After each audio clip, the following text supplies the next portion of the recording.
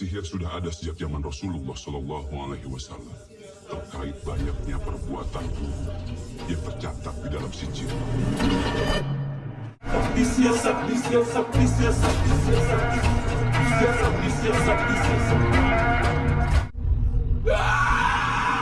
Sediakan pula antara legend yang berbicara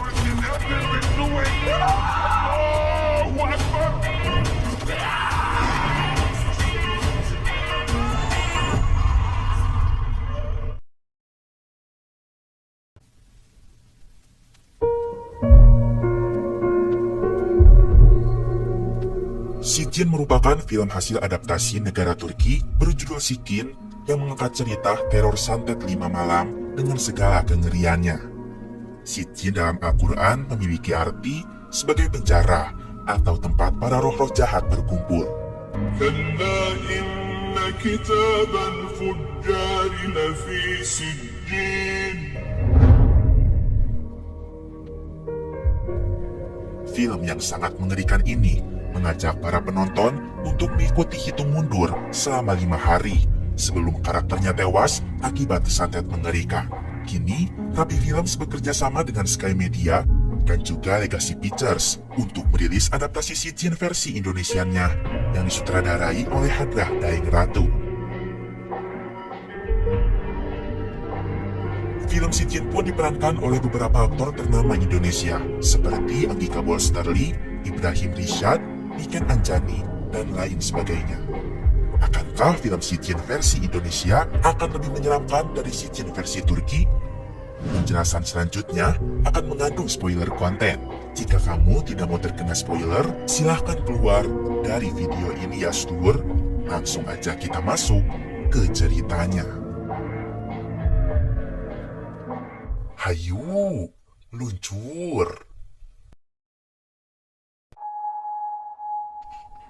Secara garis besar diceritakan di dalam film ini ada 2 bersaudara, yaitu Bu Ningsih dan juga Ibu Farah. Bu Ningsih punya anak laki-laki namanya Galang, sedangkan Bu Farah punya anak perempuan namanya Irma.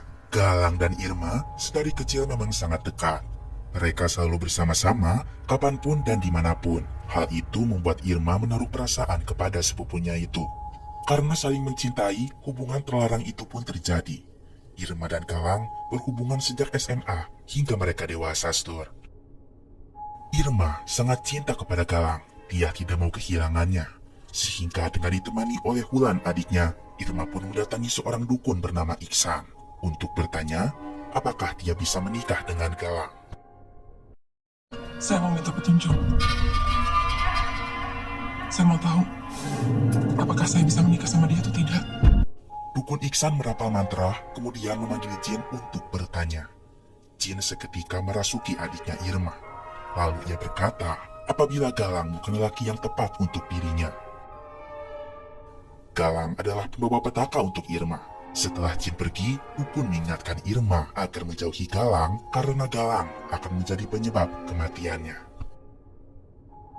12 tahun kemudian, Irma tidak mempedulikan ucapan dukun itu dan dia tetap mendekati Galang. Padahal kini Galang telah menikah dengan perempuan bernama Nisa. Bahkan seluruh mereka sudah memiliki seorang anak bernama Sofia. Sofia sendiri tidak dapat melihat sejak dilahirkan alias buta. Sebenarnya Galang pun hanya cinta kepada Irma. Dia terpaksa menikahi Nisa karena permintaan ibunya. Apalagi sekarang ibunya sudah lumpuh. Setidaknya Galang ingin berbakti kepada ibunya itu. Irma pun tidak dapat berbuat apa-apa dan merelakan orang tercintanya menikah dengan wanita lain. Suatu hari, saat perayaan ulang tahun Sofia ke-12 tahun, Irma datang ke rumah Galang bersama adik dan juga ibunya. Di sana, Bu Farah sekalian menjenguk saudarinya yang sudah sakit parah. Bu Farah meminta kepada Nisa agar terus menjaga dan merawatnya. Sementara di sisi lain, ketika ada kesempatan, Irma selalu menggoda Galang. Tak jarang Nisa pun memergoki mereka berduaan. Namun, Nisa tetap berpikir positif karena mereka memang sepupu. Di belakang Nisa, Galang tetap bermain gila dengan Irma. Kini, dari hasil hubungan gelap mereka, Irma pun tengah mengandung anaknya Galang.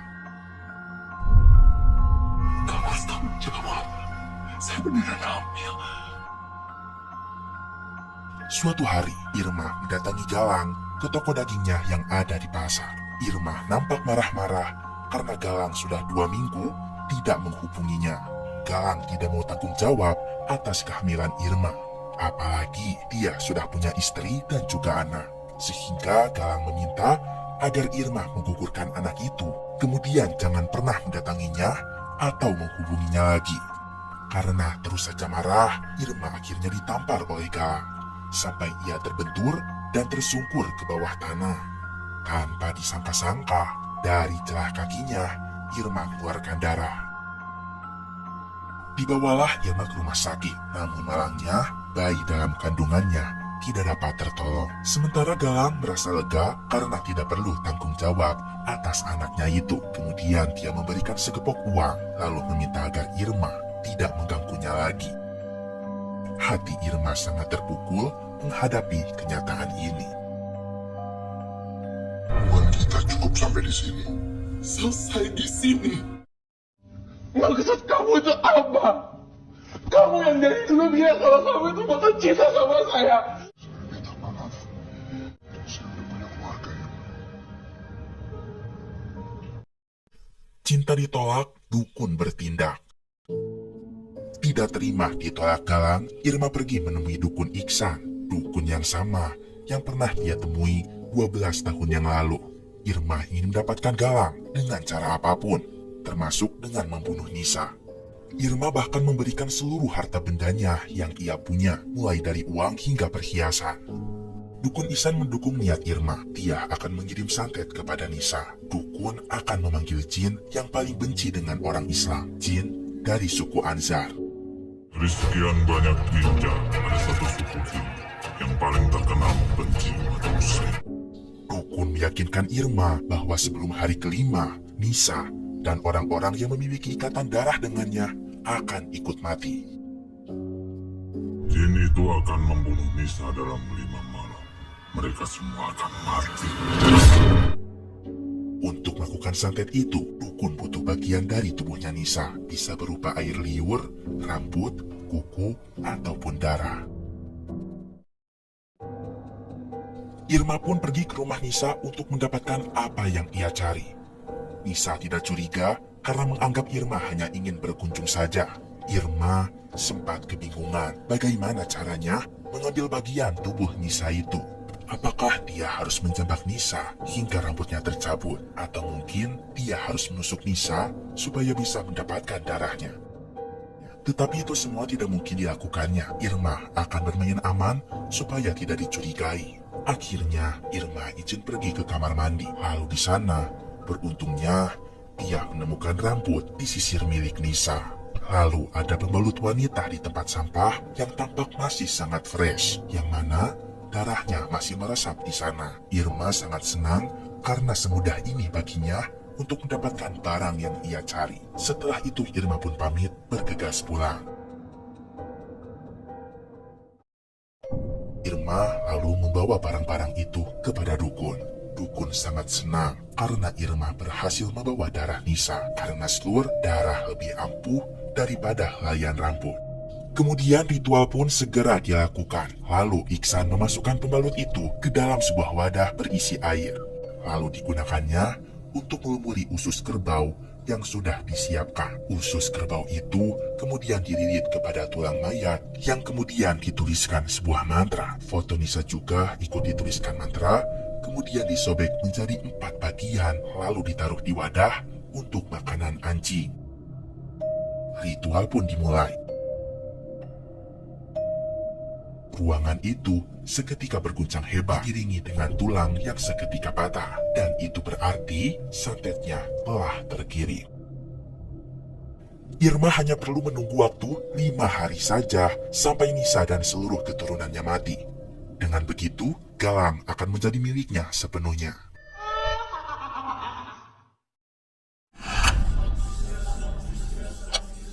Sihir sudah ada sejak zaman Rasulullah SAW. Saya cuma mau bilang, di rumah ini ada yang aneh. Kemudian, sang jin pun mengabulkan doa mereka. Sejak saat itu, hari-hari berubah menjadi mengerikan untuk Nisa.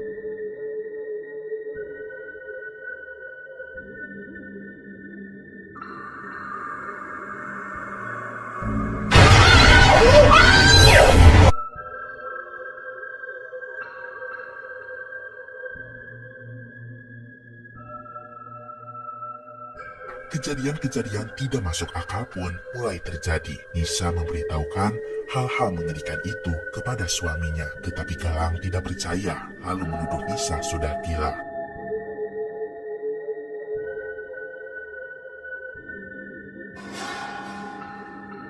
Malam banget pulangnya. Saya kerja nih, udah cukup nanyanya. Saya cuma mau bilang, di rumah ini ada yang aneh. Saya nggak ada waktu buat dengerin omong kosong kamu itu.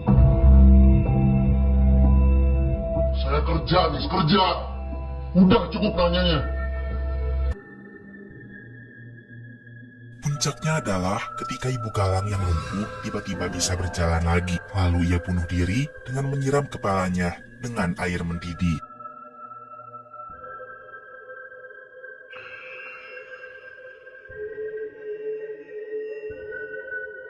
Saat proses sholat jenazah, seketika Nisa kerasukan. Mengejutkannya, dia menggulingkan keranda mayat ibu mertuanya. Assalamualaikum. Assalamualaikum warahmatullahi wabarakatuh.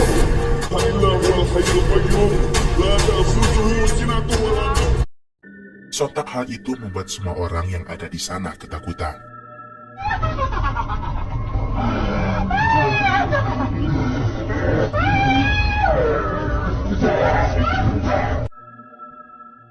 Beruntungnya Nisa dapat ditenangkan oleh Pak Ustadz. Kita udah bukan remaja lagi yang kedua jatuh cinta terus. Asal kamu tahu ya, ini bukan jatuh cinta biasa lagi. Kamu gak bakal ngerti. Ketegangan terus berlanjut. Galang mengalami gangguan gaib, yang mana dia terbangun di tengah malam karena mendengar suara ramai di lantai bawah. Sihir sudah ada sejak zaman Rasulullah SAW. Terkait banyaknya perbuatan yang tercatat di dalam sijil. Terlihat banyak perempuan bermukena sedang membaca mantra Yasafdis sambil memutarkan kepalanya. Galang yang ketakutan tanpa sengaja tergelincir di anak tangga.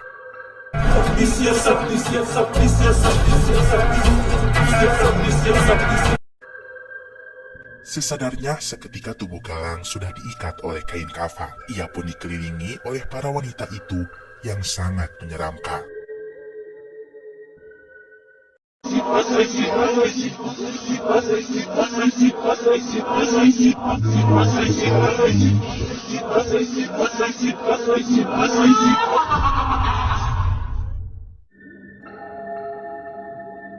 Namun, seketika semua perempuan itu menghilang. Galang ditemukan oleh Sofia, sedang terbaring di ruangan tengah. Galang pun memberitahukan Nisa tentang apa yang dialaminya. Dia mulai percaya dengan hal gaib. Setelah itu dia pergi menemui Ustadz untuk meminta tolong. Saya harus gimana, ah? Kamu tidak perlu khawatir. Kamu hanya perlu yakin dan percaya atas kuasa. Ustadz memberitahukan Galang jika Nisa sudah kerasukan. Galang meminta Ustadz untuk menolong istrinya dan alhamdulillahnya sang Ustadz bersedia. Astagfirullahaladzim. A'udzubillahi minasyaitonirrajim. Bismillahirrahmanirrahim. Di anehnya, Irma pun turut mendapatkan gangguan. Ia diteror oleh sosok jin Anzar itu.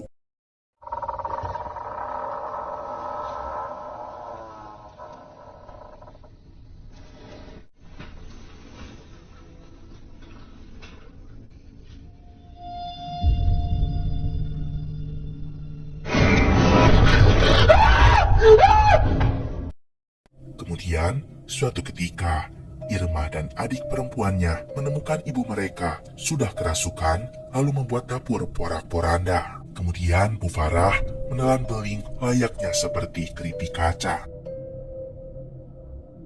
Hal itu membuat Bu Farah tewas seketika.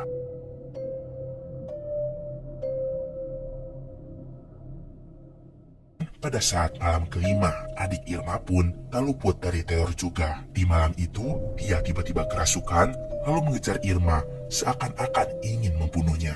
Tetapi beruntung, Irma dapat menyelamatkan diri. Ulan, adiknya Irma pun berlari keluar rumah. sampai akhirnya ia memanjat pohon di halaman rumah yang sangat besar dan juga tinggi.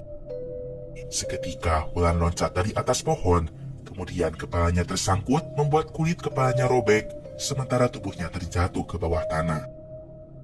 Irma sangat ketakutan mengapa jin itu ikut menyerang keluarganya. Ia pun bergegas mendatangi rumah dukun itu untuk menanyakan kejanggalan ini. Namun, dukun Ihsan tidak ada di sana. Irma berteriak dengan sekencang mungkin memanggil nama dukun itu. Pada ujungnya, Jin Anzar mengincar jiwa Irma. Kemudian Irma terasuki, membuat badannya seketika terpelintir secara mengerikan.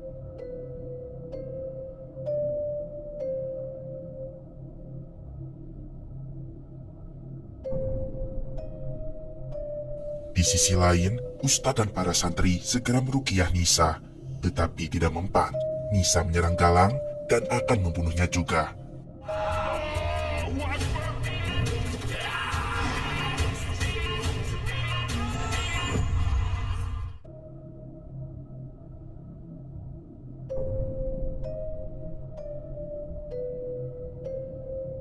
Ustadz menangkap Nisa dan mengikatnya di kursi. Lalu Ustadz memukul kepala Nisa dengan balok kayu sampai Nisa tak berkutik lagi.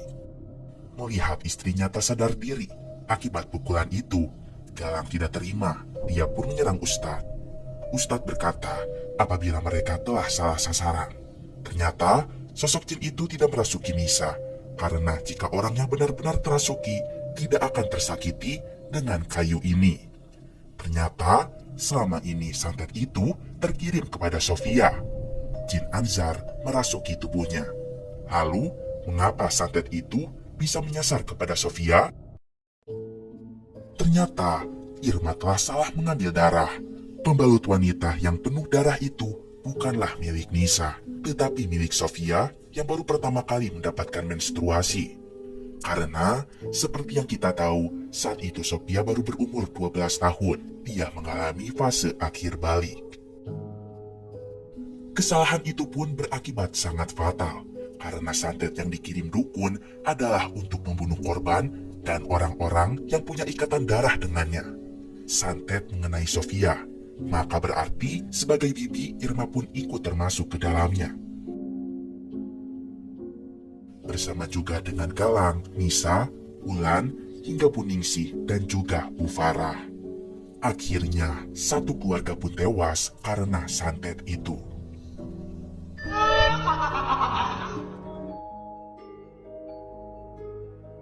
Film Si Jin dieksekusi dengan sangat baik dibandingkan versi aslinya di beberapa bagian. Versi Indonesianya tampil lebih estetik dan pemilihan case-nya dirasa sangat tepat ketimbang versi Turkinya.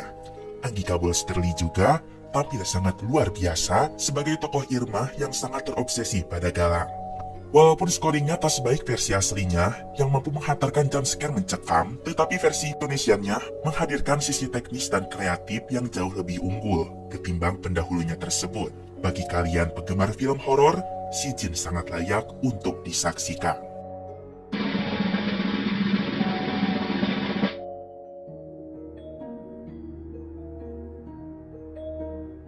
Oke seluruh, buruan tonton film Si Jin karena full filmnya lebih seru dan menegangkan daripada yang Mamang ceritakan. Hingga saat ini, film Si Jin telah sukses meraup 1.500.000 penonton. Cukup sampai sini dulu aja video kali ini. Mamang pamit dulu.